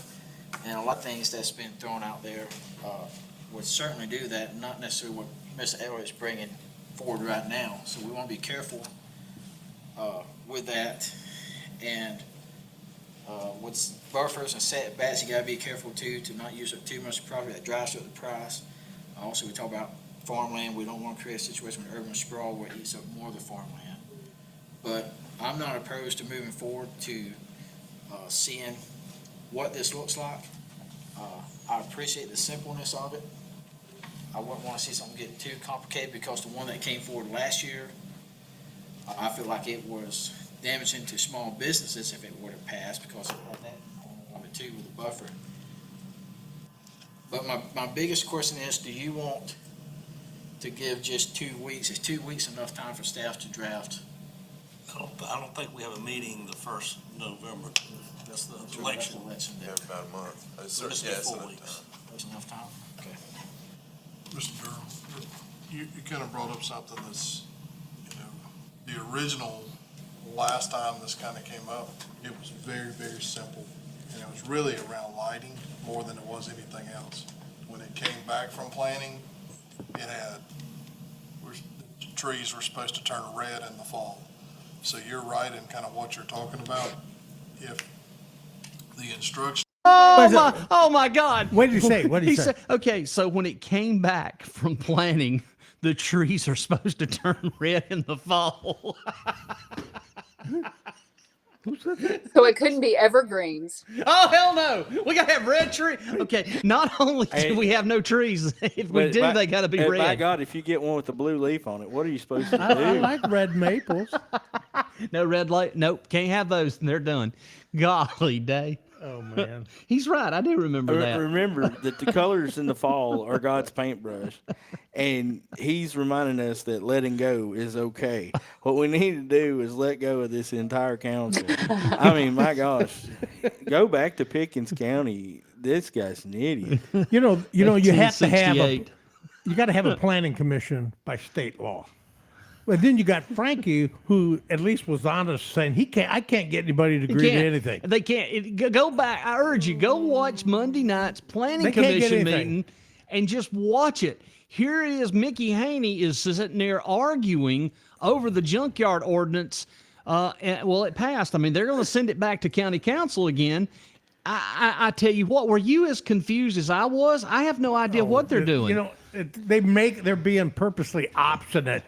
Yeah, definitely. It's a little game. So 2 council members asked for this ordinance to come back. Yep. We think we know who the 2 are. Obviously, we know who the 2 are. One of them's Don. And then, of course, when the trigger words 2 councilmen are tossed out there, whether it's Julian and John or anybody else, the biting dogs are going, no, we're not going to do this. Let's keep it here. Let's do this. They're not going to do anything. I told you my thoughts on the junkyard ordinance, right? That I think we need something, but it needs to be enacted now. You can't go back and change what people already hear. Well, here's the thing. We want to be Destination Oconee, and we don't want everybody looking at all your furnishings on your front porch. Well, I mean, I think this is more commercial junkyard. But let's be real honest where it starts and where it's going.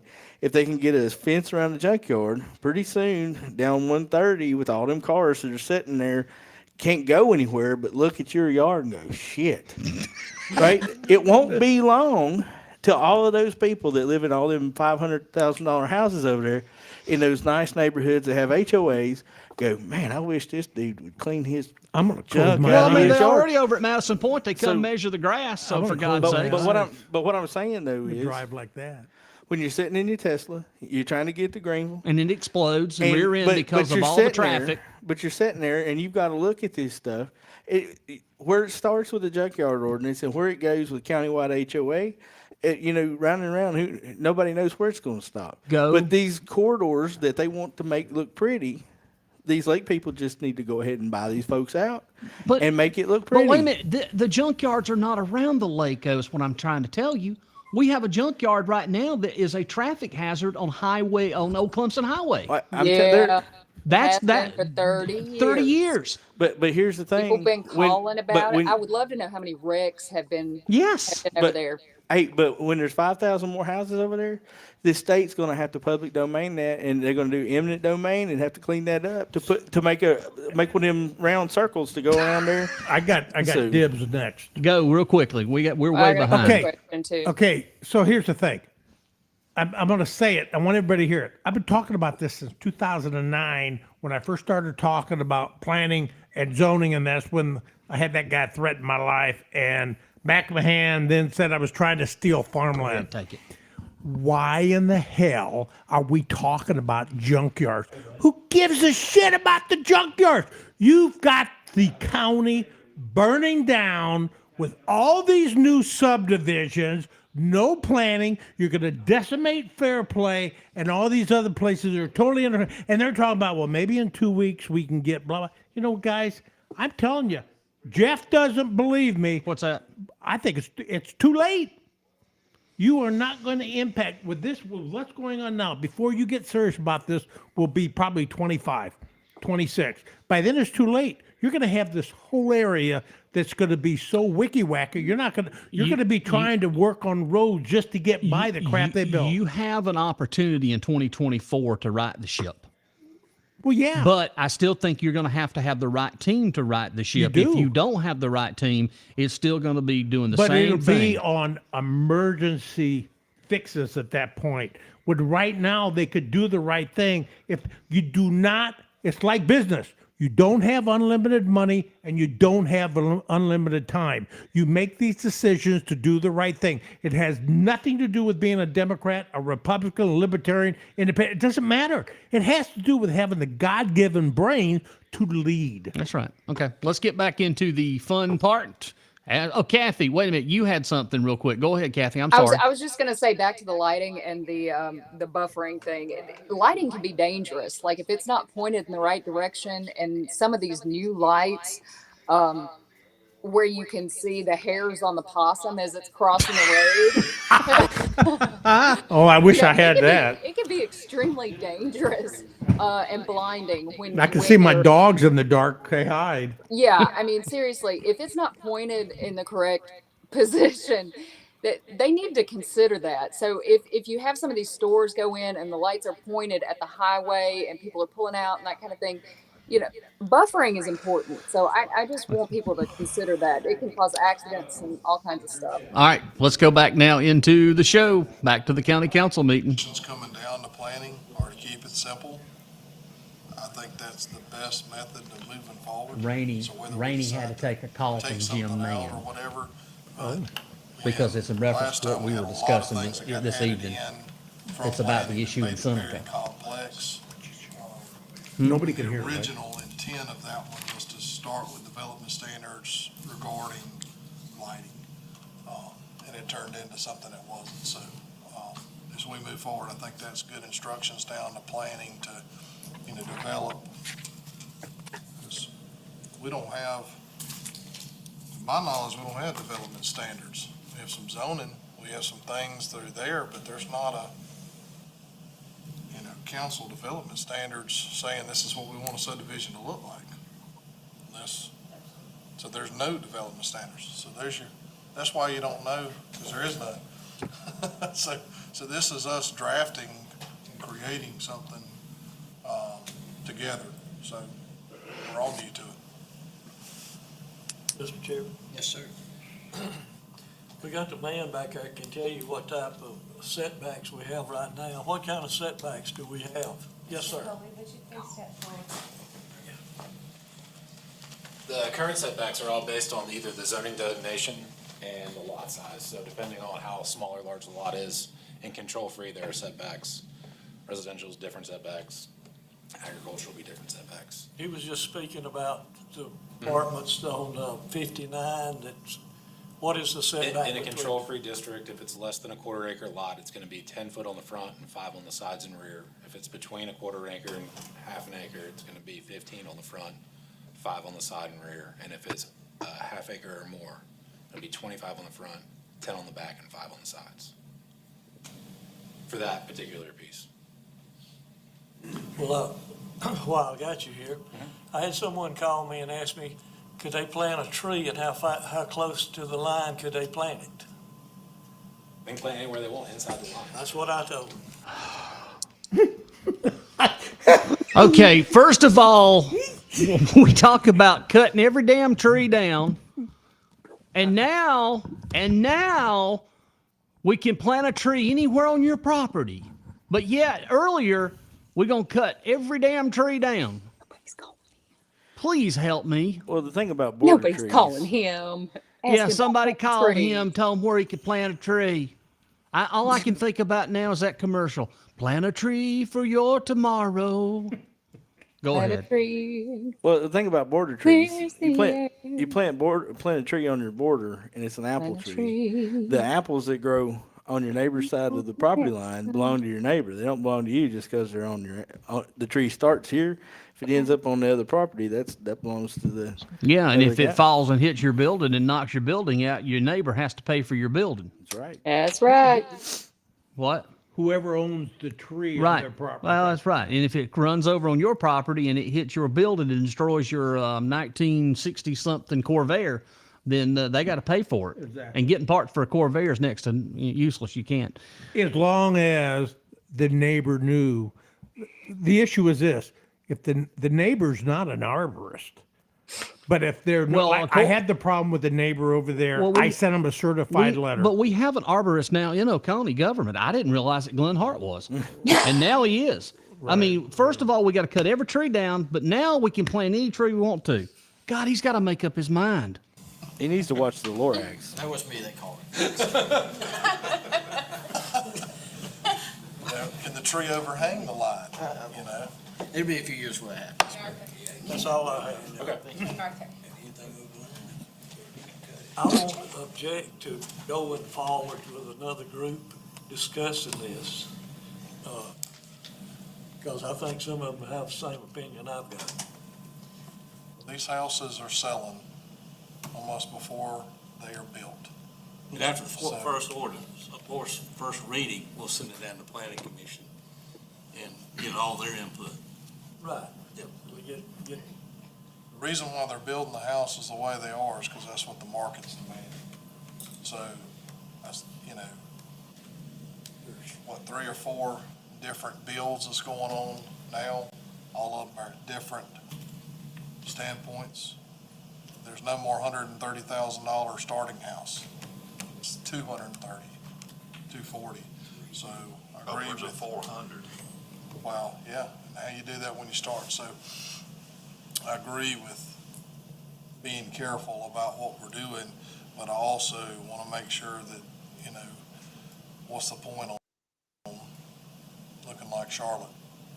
Well, you gotta hit a medium where the developer can come in and make his profit. I mean, he's in business to make money. Oh. But you also gotta take in consideration aesthetics, also the community. You just can't make housing unaffordable, which it already is. So. It's hard to define, quote. They're helping with that. That right there may be the first thing that I actually agree in what Matt Durham actually said what do you say? about housing is unaffordable. And it's Yeah. true. We have a major issue and a major crisis now that Really? homeowner is, the homeownership is very unaffordable. He's right. But you know, in the comp plan, they talked about affordable housing. Well, yeah, but that's the first thing that I've actually heard that I agree with him. What I can't wait to hear county council debate the Section 8 affordable housing coming to Senate. That'll be great. They But- won't. They're not going to be debating that. I guarantee you, they're not going to be debating that.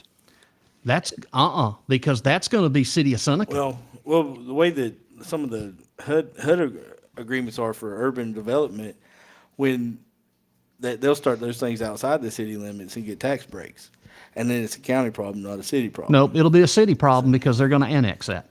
That's already been a given, and that's already been decided because the city's going to be working together to give them those tax breaks. That was in the public hearing that I attended. I attended that public hearing. Well, that's just for one spot. This county's growing. We're going to have 125,000 people here in the next 10 years, and where are you going to put them? Well, Stump the House thing Tunnel. of it is House they, boats. Yeah. the truest thing he said was that he's for the developer. He's not for us citizens. The developer has to come in. And make Developer money. has The to make developer money. makes money.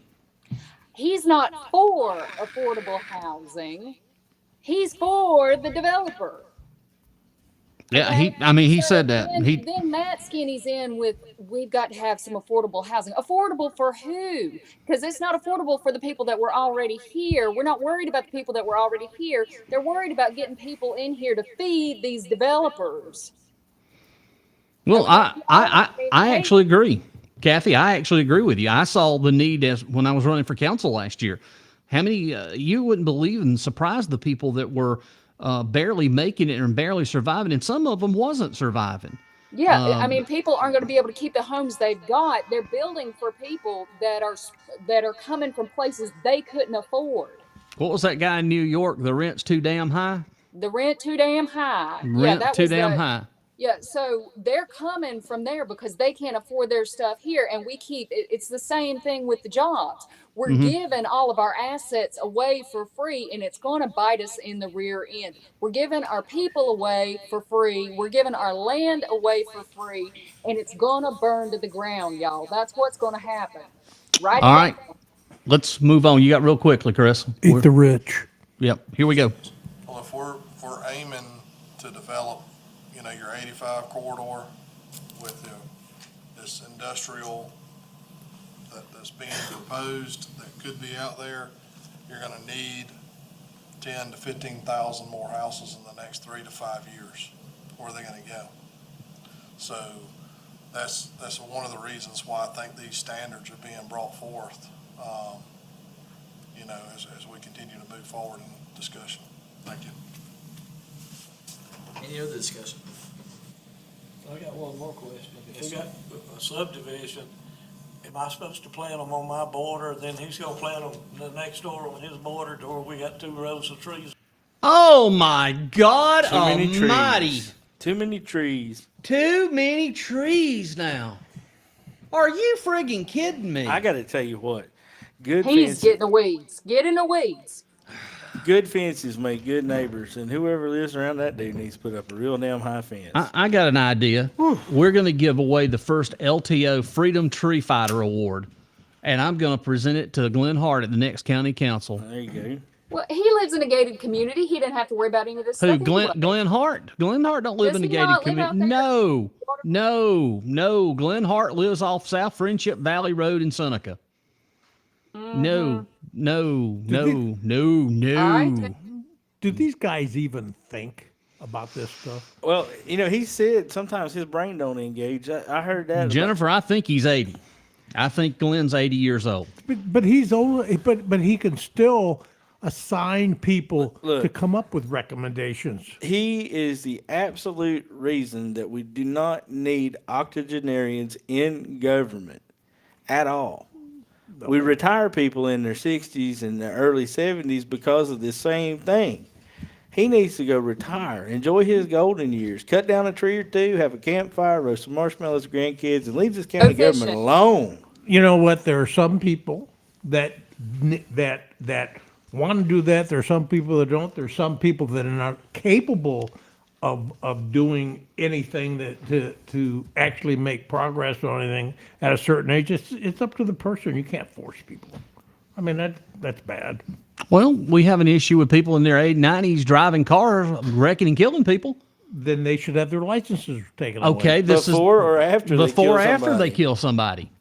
Before. Okay, very good. I agree with that, but but that's totally different. How is this different that you have someone as an elected official that's doing this kind of stuff right here that doesn't necessarily understand the dynamics of what's going on, that he's still thinking Oconee County of the 1960s? Okay, I will tell you. First of all, he could be 40 years old and he's going to be saying the same shit in that he would be saying at 40 years old. Well, you don't know that.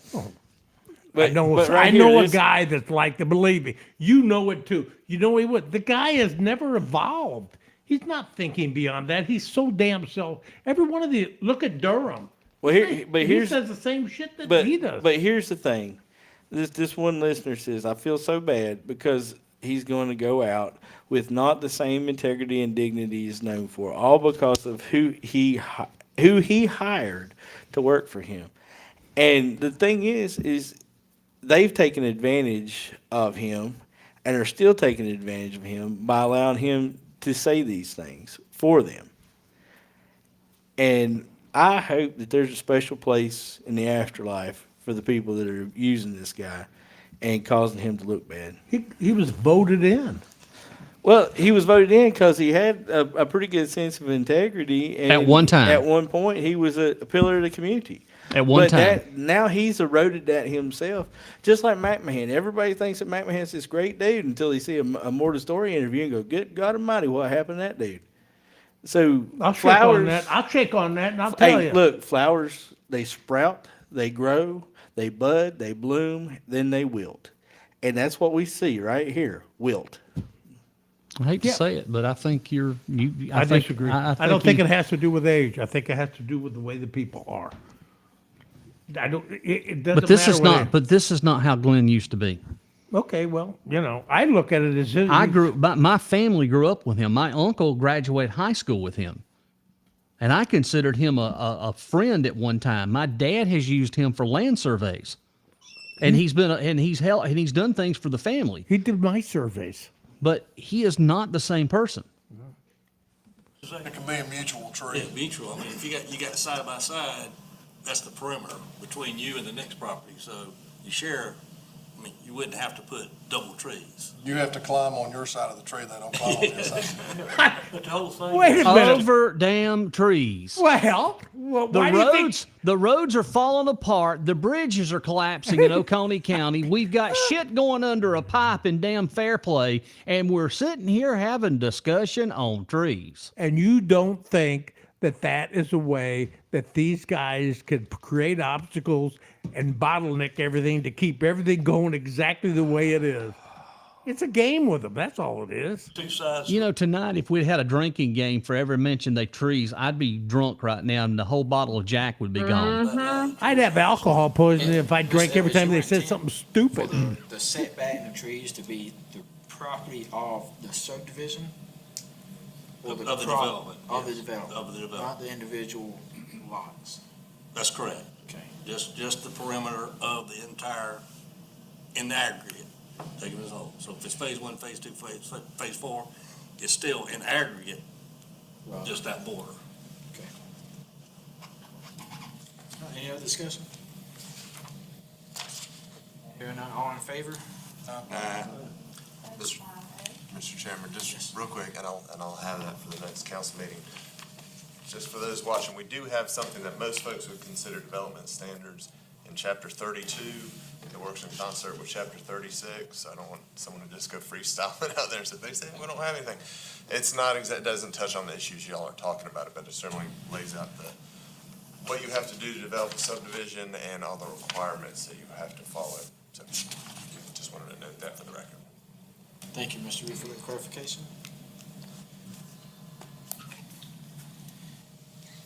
And next, we have discussion item to request council's approval to commit matching funds not to exceed $14,558 towards the Oconee County Courthouse Justice Assistance Grant from the South Carolina Department of Public Safety Justice Assistance Grant Program.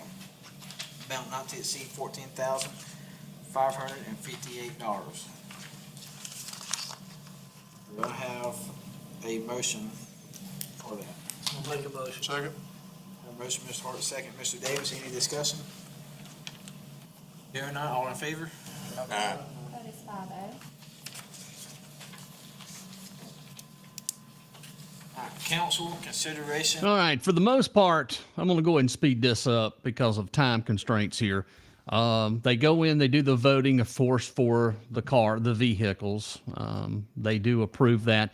The only other thing that you see in here during that, they talk about the state contract versus trying to go buy at a local dealership. And coming up Sunday, Julian's going to explain that, but in a brief synopsis, state contracting means everything is ready to go when you walk out the door. Okay, that's part of what state contract. That means the police vehicles that they buy on state contract, for example, they're ready to go. They've been outfitted with light sirens, and it's just like your rescue vehicles, fire trucks, all the exact same way. So for the most part, that's what that means.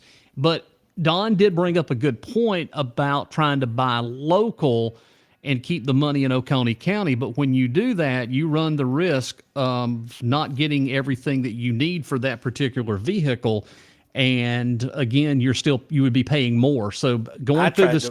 I tried to buy a truck in Oconee County. I couldn't do it. I had to go to Georgia. Well, that's what I'm saying. But like I said, as far as the state contracting pricing, it is the most guaranteed lowest price, and it's fully ready to go when you drive it off of Love Chevrolet in Columbia. If that's where you get your vehicle, or there's Dodge and then Fords, you get the lowest possible prices.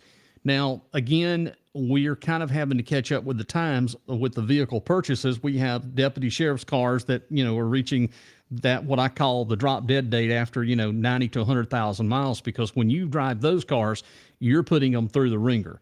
I mean, they're basically running, nonstop. They're idling a lot.